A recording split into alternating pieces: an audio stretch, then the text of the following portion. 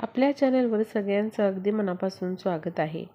तर पितृपक्षाला सोमवारपासून सुरुवात होत आहे आणि या पितृपक्षामध्ये या 15 दिवसांमध्ये आपल्या पितरांची जास्तीत जास्त सेवा आपल्याला करायची असते. आपल्याला भविष्यकाळामध्ये कुठले पितृदोष होऊ नयेत, आपल्या कुटुंबाला पितृदोष होऊ नयेत. त्याचबरोबर जर काही पितृदोष आपल्याला झालेले असतील तर ते देखील दूर व्हावेत यासाठी या पितृपक्षामध्ये आपल्याला काही उपाय अवश्य करायचे आहेत. बघा, थोड्या अधिक प्रमाणामध्ये प्रत्येक कुटुंबाला काही ना काहीतरी पितृदोष हा असतो, पण तो वाढू नये आणि आपले पितृ आपल्यावर संतुष्ट असावे, त्यांनी आपल्याला भरभरून आशीर्वाद द्यावा यासाठी आपल्याला पितृपक्षामध्ये पिंपळाच्या झाडाला एकदा तरी ही वस्तू अर्पण करायची आहे. तर ही वस्तू कोणती आहे जी आपल्याला पिंपळाच्या झाडाला अर्पण करायची आहे हे मी तुम्हाला सांगणार आहे. भले तुम्हाला पितृपक्षामध्ये खूप मोठे विधी करणं शक्य नाही किंवा बाकीचे कुठले उपाय करणं शक्य नाही, तर फक्त तुम्ही काय करायचं आहे, पिंपळाच्या झाडाला ही वस्तू अर्पण करायची आहे. जर आपण पितृपक्षामध्ये पिंपळाच्या झाडाला ही वस्तू अर्पण केली तर आपले पितृ आपल्यावर संतुष्ट होतात. त्याचबरोबर आपल्याला ते भरभरून आशीर्वाद देतात. त्यामुळे बघा, न विसरता आपल्याला एकदा तरी ही वस्तू पिंपळाच्या झाडाला अर्पण करायची आहे. शक्य असेल तर तुम्ही रोज पिंपळाच्या झाडाला ही वस्तू अर्पण करा किंवा जेव्हा जेव्हा तुम्हाला या 15 दिवसामध्ये शक्य असेल तेव्हा तरी तुम्ही पितृपक्षामध्ये ही वस्तू पिंपळाच्या झाडाला अर्पण करायची आहे. बघा, असं म्हटलं जातं, पिंपळाच्या झाडामध्ये आपल्या पितरांचा वास असतो. त्यामुळे जेव्हा आपण पिंपळाच्या झाडाची सेवा करतो, विशेष सेवा पितृपक्षामध्ये करतो, तेव्हा आपले पितृ आपल्याला संतुष्ट होतात आणि आपल्याला जे काही पितृदोष लागलेले आहेत ते दूर होतात. आता पितृदोष कसा ओळखायचा? घरामध्ये कुठलीच चांगली गोष्ट घडत नसेल, प्रत्येक चांगल्या कामामध्ये विघ्न येत असेल, मुलामुलींची लग्न जमत नसतील किंवा संतानप्राप्ती होत नसेल, इच्छित कार्य पूर्ण होत नसेल किंवा घरामध्ये सततचे आजारपणं असतील, सतत कोण ना कोणतरी आजारी पडतंय, भांडणं, चिडचिड किंवा विकोपाचे वाद होणं, नवरा बायकोमध्ये अंतर येणं किंवा त्यांची भांडणं होणं, मुलं चिडचिड करणं, मुलं काहीही न ऐकणं, व्यसनाधीन असणं, ही सगळी जी लक्षणं आहेत तर बघा ही पितृदोषाची आहेत.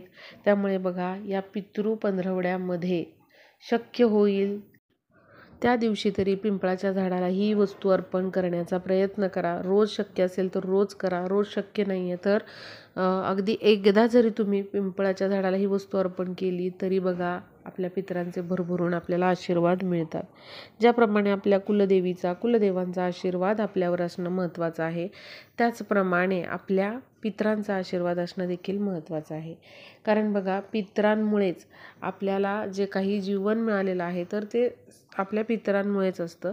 त्यामुळे त्यांचे आभार मानणं हे महत्त्वाचं आहे. जेव्हा आपण पितरांचे स्मरण करतो पितृपक्षामध्ये तेव्हा ते आपल्याला भरभरून आशीर्वाद देत असतात. आणि जर आपण त्यांचे एकदाही स्मरण केले नाही पितृपक्षामध्ये तर बघा ते आपल्यावर नाराज होतात. कारण बघा, हे आयुष्य आपल्याला त्यांच्यामुळे मिळालेलं आहे. जे काही आपण ऐश्वर्य, वैभव आपल्याला आहे तर ते सगळं आपल्याला पितरांच्या कृपेमुळंच मिळत असतं. त्यामुळे त्यांचे आभार व्यक्त करणं हे खूप गरजेचं आहे. आणि पिंपळाच्या झाडामध्ये आपले पितृ वास करतात असं म्हटलं जातं.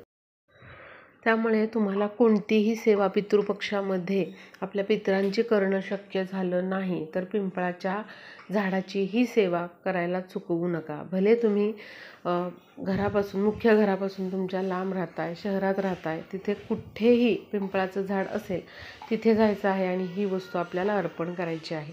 आता ही वस्तू तुम्हाला कोणत्या वेळेमध्ये अर्पण करायची आहे तर तुम्ही सकाळी 6 वाजल्यापासून ते दुपारी 12:30पर्यंत कोणत्याही दिवशी, कोणत्याही वारी ही वस्तू पिंपळाच्या झाडाला अर्पण करू शकता.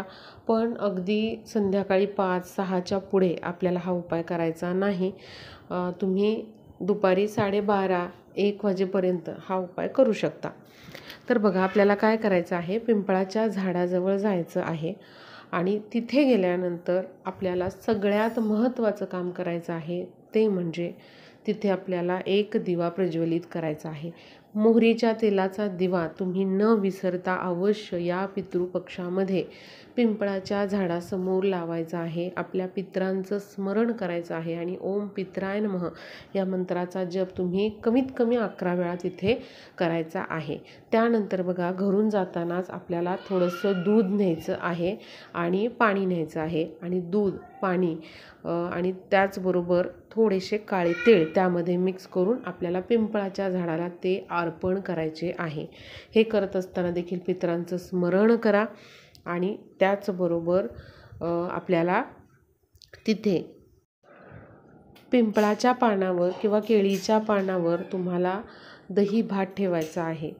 घरून जात असताना थोडासा भात आणि दही हे तुम्हाला न्यायचं आहे. भात शिजवताना त्यामध्ये मीठ न टाकता तुम्ही पितरांसाठी घास काढायचा म्हणून हा भात शिजवा, त्यावर दही टाका आणि त्याचबरोबर थोडेसे काळे तीळ, आपल्याला अगदी चिमूटभर काळे तीळ त्या दही भातावर ठेवायचेत. हा नैवेद्य तुम्ही केळीच्या पानावर दाखवा किंवा तिथे असलेलं एखादं पिंपळाचं पान घ्या किंवा एखाद्या वहीचा कागद तुम्ही न्या, त्यावर तो दही भात आपल्याला ठेवायचा आहे. त्यावर काळे तीळ ठेवायचे आहेत आणि आपल्याला त्या पिंपळाच्या झाडाला 11 प्रदक्षिणा मारायच्या आहेत. प्रदक्षिणा मारत असताना तुम्हाला ओम नमो भगवते वासुदेवाय नमः या मंत्राचा जप करायचा आहे. कारण पिंपळामध्ये विष्णूंचा आणि आपल्या पितरांचा वास असतो. त्यामुळे जेव्हा आपण पितृपक्षामध्ये पिंपळाच्या झाडासमोर मोहरीच्या तेलाचा एक दिवा प्रज्वलित करतो आणि त्याचबरोबर जेव्हा दही भात आपण समोर ठेवतो पिंपळाच्या झाडासमोर, तेव्हा बघा, आपल्याला जे काही पितृदोष झालेले असतात ते सगळे दूर होतात.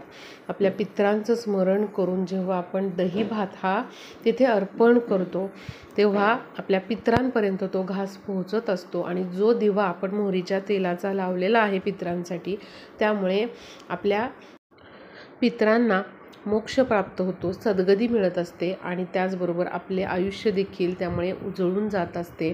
तिथे आपल्याला हा दिवा लावताना आणि दही भात ठेवत असताना आपल्या पितरांचं स्मरण करायचं आहे. जर काही सेवा आमच्याकडून राहिलेली असेल तर आम्हाला क्षमा करावी अशी तुम्हाला तिथे प्रार्थना करायची आहे. महिलांनी हा जर उपाय करत असतील तर आपल्या सासरच्या आणि माहेरच्या दोन्हीकडच्या पितरांचे स्मरण करायला विसरू नका. त्या दिव्यामध्ये, प्रज्वलित केलेल्या दिव्यामध्ये काळे तीळ चिमूटभर टाका आणि दही भातावर देखील काळे तीळ आपल्याला टाकायचे आहे. आणि ओम पितराय नमः या मंत्राचा जप करायचा आहे. आणि पिंपळाच्या झाडाभोवती आपल्याला प्रदक्षिणा मारत असताना 11 वेळा ओम नमो भगवते वासुदेवाय नमः या मंत्राचा देखील जप करायचा आहे. त्यामुळे बघा, नक्की हा उपाय करा. तुम्ही या पितृपक्षामध्ये 15 दिवसामध्ये कधीही हा उपाय करू शकता. रोज शक्य असेल तर रोज करा, रोज नाही शक्य तुम्हाला जमेल त्या दिवशी करा, किंवा पितृपक्षामध्ये एकदा तरी हा उपाय करण्याचा प्रयत्न करा. किंवा तुम्ही हा उपाय सलग 5 दिवस या पितृपक्षामध्ये करू शकता. कोणत्याही दिवसापासून तुम्ही हा उपाय सुरू करू शकता. पण बघा, उपाय एवढा प्रभावी आहे, जर तुम्ही पूर्ण श्रद्धेने हा उपाय केला तर कितीही तुमचं अडलेलं काम असू द्यात, ते नक्कीच मार्गी लागणार आहे. त्याचबरोबर ज्यासाठी तुम्ही हा उपाय करताय किंवा ज्या अडचणीतून, त्रासामधून तुम्ही जात आहात, तर तो त्रास किंवा अडचण ही नक्कीच काही दिवसांमध्ये ही दूर होते. त्यामुळे नक्की या पितृपक्षामध्ये हा उपाय करण्याचा प्रयत्न करा. निदान 1 दिवस तरी तुम्ही अशा प्रकारे ही जी वस्तू आहे ती पिंपळाच्या झाडासमोर ठेवून पिंपळाच्या झाडाला अर्पण करायची आहे. शक्य असेल तर सलग तुम्ही 5 दिवस देखील करू शकता किंवा रोज देखील करू शकता. पण बघा, एकदा तरी ही वस्तू तुम्ही पिंपळाच्या झाडासमोर ठेवा.